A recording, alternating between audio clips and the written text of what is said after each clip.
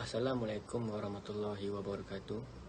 We are from Media Theory student from Group A. We present about knowledge gap theory.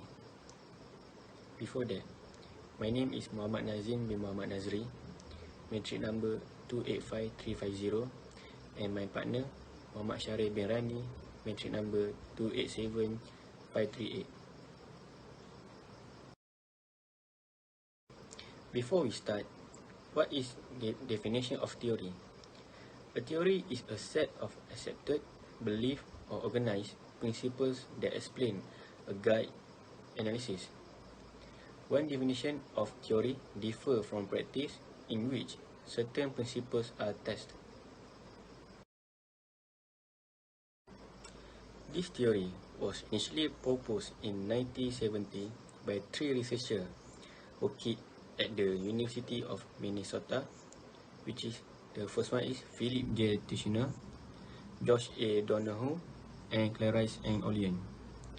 At the time, Philip J. Tichenor was an associate professor of journalism and mass communication, and Josh A. Donohue was a professor of sociology, and Clarice N. Olien was an instructor in sociology.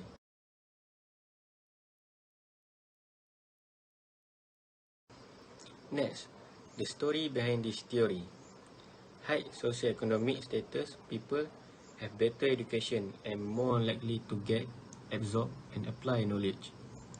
Low socioeconomic status limits education and information understanding due to inadequate resource. This distinction underpins the knowledge gap concept. The difference in acquiring knowledge or information is caused by only the wealthy can afford most of the good education institutions, while the poor may have nothing left for education after spending money on clothing, food, and shelter. According to Olien, Tichenor, and Donohue's article, formally educated individuals have superior reading and interpretation skills, which is the main focus of the knowledge gaps theory.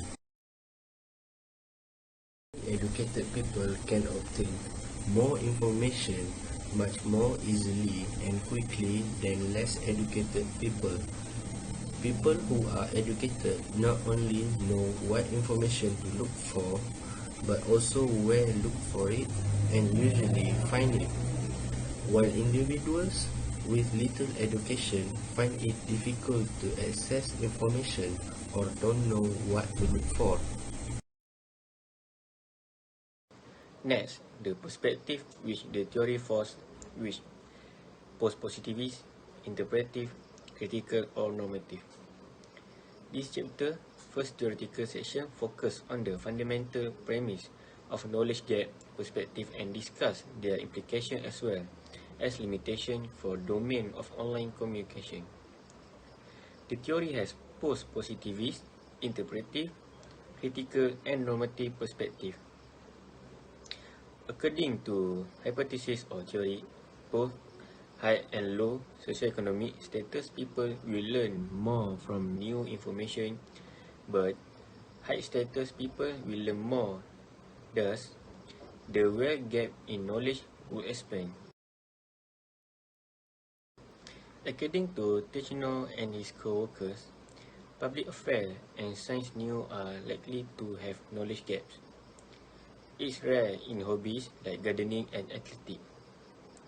He emphasized that the knowledge gap argument can be stated in two ways, which is persons with greater education will learn about a heavily publicized subject faster than those with lower education.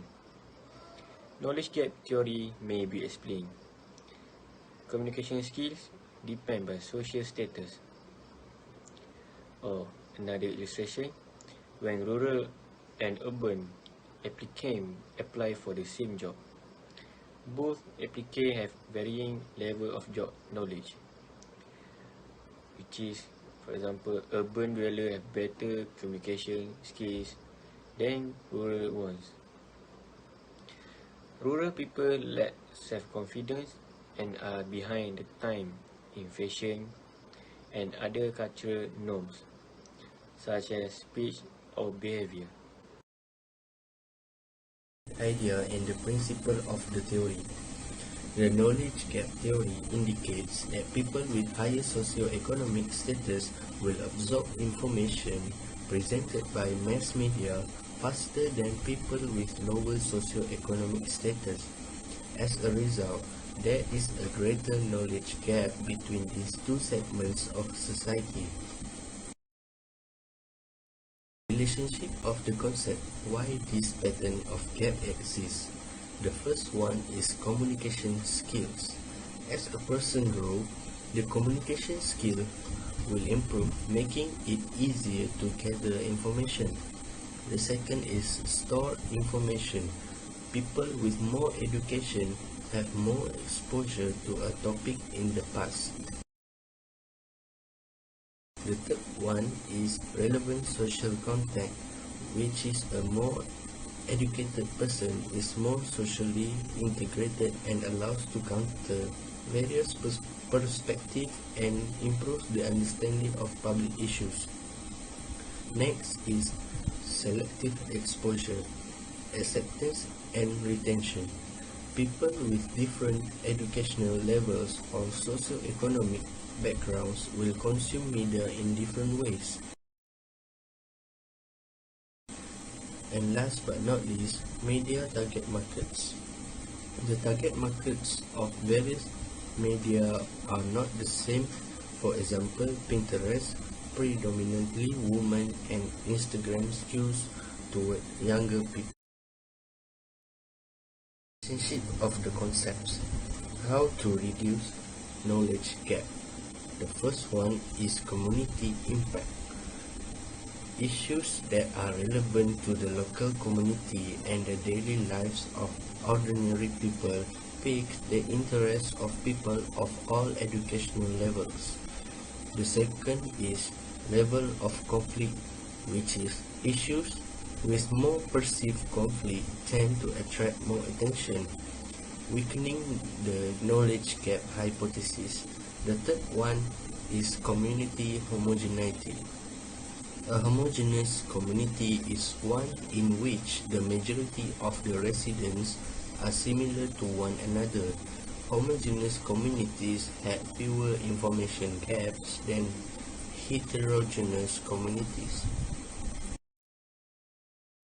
That's all from us. Thank you.